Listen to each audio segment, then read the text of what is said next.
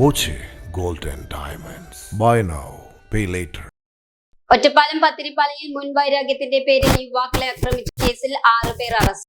അകലൂർ നഗരിപ്പുറം സ്വദേശികളാണ് പിടിയിലായത്. അകലൂർ പള്ളത്തൊടി വീട്ടിൽ രതീഷ് എന്ന പ്രഭു, പള്ളത്തൊടി ഷാജു, പേരൂർ നമ്പടിക്കുന്നത്ത് വീട്ടിൽ സതീഷ്, അകലൂർ പുതിരി വീട്ടിൽ ഷിബു, മണ്ണൂർ നഗരപ്പുറം ചെറുകര വീട്ടിൽ പ്രബിൻ, പുഞ്ചിരി വീട്ടിൽ നിഷാന്ത് എന്നിവരാണ് അറസ്റ്റിലായത്. പുതുവർഷ രാത്രിയിൽ പത്തിരിപ്പാല സെന്ററിലായിരുന്നു ആക്രമണം.